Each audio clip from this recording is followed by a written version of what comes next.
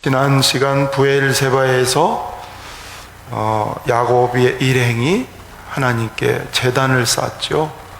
애굽으로 가야 되는데 한편으로는 기쁘지만 두려움도 있어서 그때 하나님이 두려워 말고 내려가라. 거기서 내가 약속대로 너희 민족을 일으키고 또 너를 요셉을 통해서 이제 모든 일을 하게 내가 섭리한다.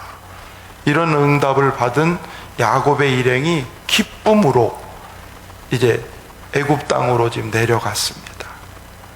그리고 오늘 22년 만에 만나는 거예요. 전 가족이 몇 년? 22년 만에. 그러니까 제가 제목을 이산가족 상봉이라고 붙인 겁니다.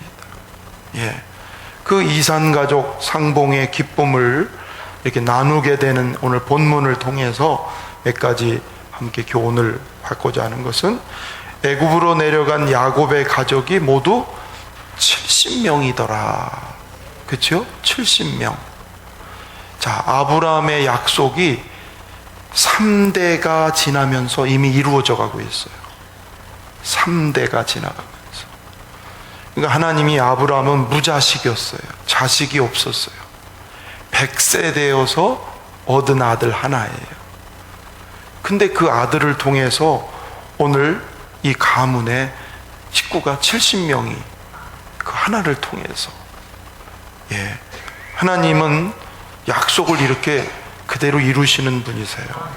70이라는 숫자가 적어 보이지만 여러분, 성경의 70은 완전 숫자를 말합니다. 하나님은 완전하게 하늘의 별처럼 바다의 모래알처럼 번성하게 하시는 이미 사인을 주신 거예요. 할렐루야. 12 아들에서 70명, 꼭 12제자가 70제자가 되고, 복음서에 그랬잖아요. 이게 맞습니다. 신구약이 맞습니다.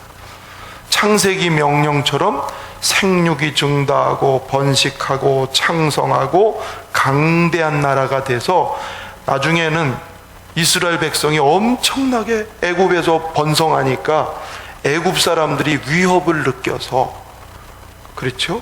그들을 종으로 부리기 시작하는, 이럴 정도로 번성하게 했다는 겁니다. 자, 이렇게 하나님의 약속은 분명히 이루어져서 번성하게 된다. 사도행전 1장 8절에 오직 성령이 너희에게 임하시면 너희가 권능을 받고 예루살렘과 온 유다와 사마리아와 땅끝까지 이르러 내 증인이 되리라. 하나님의 나라가 그렇게 번성한다는 뜻이죠. 그 약속도 이루어져서 온 세계에 아브라함의 씨가 지금 온 세상에 지금 있는 거예요. 저희도 영적으로 보면 아브라함의 후손인 거예요. 할렐루야. 허물과 실수가 많았어요. 루벤은 소모를 범했죠. 시몬과 레위는 블레셋 사람들을 살인하는 죄를 범했죠. 형제들 간에 막 물고 뜯고 싸우는 이런 비극적인 일도 있었죠. 이렇게 허물과 범죄와 약점이 많음에도 불구하고 하나님은 약속하신 바를 계속 이루어 가세요. 때로는 징계를 내고 때로는 돌리기도 하시지만 하나님의 약속은 그대로 이루어 가시는, 할렐루야. 오늘 우리 열린문교회 모인 사람이 처음에는 한 30명, 그렇죠? 지금은 일단 모이는 숫자가 90명, 100명이 모인다고 봐야 되겠죠? 자꾸 번성해 가는 거예요. 하나님의 나라는 번성합니다. 할렐루야. 그러므로 이 70명을 보면서 지금도 하나님은 번성하게 하시는 하나님이신 것을 믿으시기 바랍니다. 또 보여지는 게 뭐냐면 이제 그런 가족들이 사랑의 공동체를 이루고 있는 모습이에요. 먼저 28절을 한번 읽어볼까요? 28절 시작. 야곱이 유다를 요셉에게 미리 보내어 자기를 고센으로 인도하게 하고 다 고센 땅에 이르니, 자, 누가 나오냐면 유다가 나와요. 야곱 아버지가 유다로 하여금 너 빨리 요셉에게 가서 내가 고센에 간다라고 얘기하라고. 뭘 느끼나요? 아버지의 신임을 받는 아들이 유다가 됐다는 거예요. 그렇죠? 그 아버지 야곱에게 신임만 받은 게 아니고 하나님 앞에도 인정을 받는 유다 지파를 통해서 메시아가 오시는 거예요. 르우벤 장자도 아니고, 둘째 시므온도 아니고, 셋째 레위도 아니고, 유다가. 왜 그랬습니까? 유다는 그 가족의 어려운 상황 속에 희생한 사람이에요. 나를 종으로 나를 잡고 동생은 풀어주려고. 그 희생할 줄 아는 이 사람을 항상 장자처럼 쓰시는 거예요. 그러니까 아버지가 야곱을 이제는 야곱이 유다를 신임하니까 여러 형제 중에 유다를 올려보내요. 여러분, 우리가 살면서 사람에게도 신임 받기를 바랍니다. 여러분 직장에서도 저 사람 내가 믿고 맡겨야 되겠다. 할렐루야. 우리 교회 청년이 막 구조조정이 되고 사람들이 같이 취직한 사람들이 나가고 그러는데 걔 하나만 지금 남았어요. 누군지 아세요? 우리 박기현 집사님 큰아들 대원이가요. 그 구조조정이 지금 엄청나게 심한데, 제가 그 전에 그런 기도했어요. 하나님이 뜻하시면 있게 하고 아니면 하나님은 더 좋은 길을 열어주신다. 걱정하지 말고 기도하자 그랬거든요. 신임 받으니까 그대로 머물게 해요. 여러분, 사람에게도 신임 받기를 바랍니다. 더군다나 믿는 우리는 하나님께 신임 받는, 할렐루야, 그렇습니다. 결국 이런 과정을 통해서 가족 상봉이 아름답게 이루어지게 돼요. 29절 30절 읽어볼까요? 시작. 요셉이 그의 수레를 갖추고 고센으로 올라가서 그의 아버지 이스라엘을 맞으며 그에게 보이고 그의 목을 어긋맞춰 안고 얼마 동안 울매 이스라엘이 요셉에게 이르되 내가 지금까지 살아있고 내가 네 얼굴을 보았으니 지금 죽어도 조카도다. 그림이 상상되지요? 그냥 온 식구들이 다 끌어안고 22년 만에, 물론 형제들은 얼마 전에 이미 상봉을 했지만 이제 아버지하고 만나는 게 너무 뜻깊은 일이잖아요. 그렇죠? 아버지한테는 죽은 아들이었는데 그 아들을 만나서 이렇게 상봉을 하는 이런 기쁜 자리가 된 것입니다. 이 섭리를 가만히 보세요. 그동안 다투고 시기하고 미워하고 형제간에, 그래서 아버지의 근심이 됐던 사람들, 아버지의 슬픔이 됐던 이 형제들.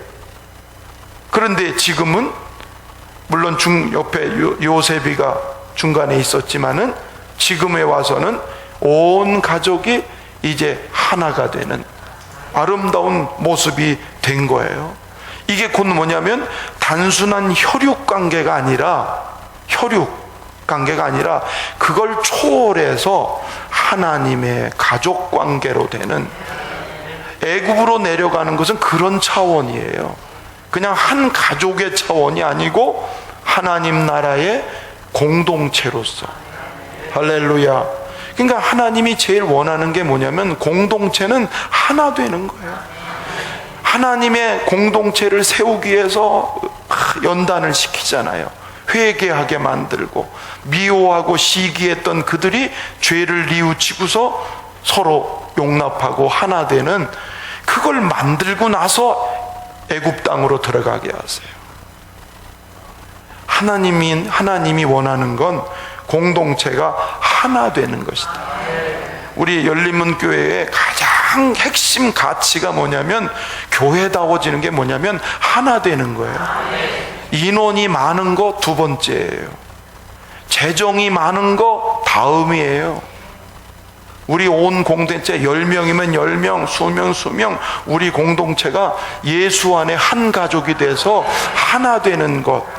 예? 정말 서로 격려하고 위로할 수 있는 예수의 피로 맺은 한 가족 공동체 되는 게, 그게 하나님의 소원이에요. 그런 교회에 하나님이 역사하고 일하시는 것이죠. 그래서 성령이 하나 되게 하는 것을 어떻게 하라? 힘써 지키라. 할렐루야. 그렇습니다. 마귀는 분열의 영이에요. 자꾸 이유가 다 많아지고 막 시비가 생기고 이간질이 생기고 말 잘못 옮기고 막 이래가지고 교회를 분열시키는 건 반드시 마귀 역사지, 성령은 하나 되게 하는 영이신 걸 믿으시기를 축원합니다. 교회의 생명은 뭐다?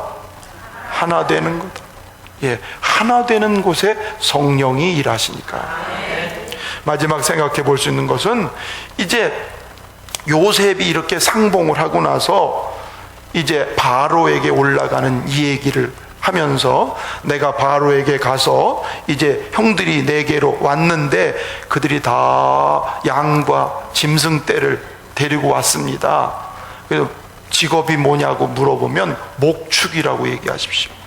애굽 사람들은 목축을 가증하게 여기 때문에 같이 안 어울리고 고센이라는 땅에 따로 둘 겁니다. 요셉은 이미 창세기 45장 10절에 그 형들을 처음 만났을 때부터 고센 땅을 생각해 두고 있었어요. 고센 땅. 그리고 지금 뭐냐면 자기가 미리 다 생각을 했지만 절차상 그래도 왕이 있으니까 바로에게 이 얘기를 해서 추인을 받아야 탈이 없을 거 아니에요. 그렇죠? 그러니까 참 요셉이 지혜로운 거예요. 이렇게 일을 진행하면서도 절차를 무시하지 않은 요셉. 여러분, 절차를 중요하게 여기십시오. 그냥 즉흥적으로 내가 하고 싶은 대로 막 하지 마십시오. 확인할 건 확인하고, 물을 건 물을 꼭 확인, 이렇게 하는 절차 여러분 무시하지 마십시오.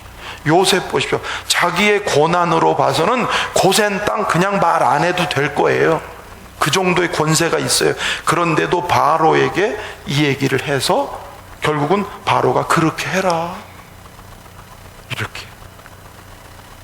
근데 이 고센 땅이, 저도 성지순례 할 때 한번 가봤습니다마는 아주 땅이 기름져요. 농사 짓기가 좋아요. 그리고 풀이 많으니까 짐승 키우기가 딱 좋은 거예요. 정말 좋은 땅을 하나님 준비하게끔 섭리하신 거예요. 할렐루야. 하나님은 이렇게 좋은 준비하는 하나님이십니다. 그런데 그것만 보면 틀린 거예요. 부족한 거예요. 자, 농사가 잘 되고 목축이 잘 되고 잘 사는 거 좋지요. 그런데 육신의 필요가 풍성한 것보다 더 중요한 것은 뭘까요? 영적인 문제예요. 아무리 육이 잘 돼도 영이 틀어져 버리면 육은 헛수고일 뿐만 아니라 오히려 그게 우리에게 불행을 가져다 줘요. 보세요. 이스라엘 땅이 가나안 땅에 들어가서 하나님이 복을 줘서 얼마나 기름지고 풍성한 걸 누렸어요. 근데 하나님과의 영적인 관계가 틀어지면서 가나안의 문화를 섬기다가, 우상을 섬기다가 다 뺏겨버리고 말았어요. 아무리 부자면 뭐 할 거예요. 다 무너져 버렸어요. 똑같은 원리입니다. 고센 땅을 따로 구별하라고 하는 것은 뭘 의미하냐면, 애굽에 왔지만 애굽 문화에 물들지 않도록, 애굽이 가장 발전된 도시지만 거기는 우상과 각종 죄악이 범람한 땅이에요. 이스라엘 사람들이 애굽에 왔다가 같이 살다 보면 뒤섞여서 혼합주의가 되기 쉬워요. 애굽에 물들어 버리면 그러면 이스라엘의 정체성은 어디로 가겠냐고요. 그러니까 아예 딱 구별돼서 이스라엘 사람들은 고센 땅에만, 왜냐하면 이 사람들은 이 목축하는 사람하고는 이렇게 가까이 안 하니까 가증하게 여기서, 그러니까 얼마나 좋은 거냐면 영적으로 순수함을 유지할 수 있게 된다. 이게 요셉의 신앙에서 나온 거예요. 하나님이 주신 이런 영감이 요셉에게 있다는 것이죠. 그러니까 애굽의 풍요가 있지만 요셉은 지금 총리로서 정말 크게 잘된 사람이지만 절대로 애굽에서 영원히 살지 않는다, 이 생각이 또렷했어요. 애굽의 풍요에 마음 뺏기지 않는다, 나는 돌아갈 곳이 가나안 땅이다, 이게 분명하게. 그래서 죽을 때도 나를 가나안에다가 묻어달라고 그래요. 참 중요한 원리를 우리에게 가르쳐 주는 거예요. 애굽 땅이 아무리 풍성해도 여긴 잠시 머물 집이지 우리가 거할 땅이 아니다. 여기 정들지 않겠다는 거야. 그 순수성을 유지하는 게 고센에서 구별되게 그들이 사는 거예요. 하나님의 언약을 그들이 계속 유지하면서 사는 비결이 된다라고 하는 것입니다. 오늘 우리가 이 원리를 보면서 이 세상에 살면서 풍요도 있고 넉넉함도 있고 다 좋아요. 문제는 이 세상에 우리 마음을 뺏기면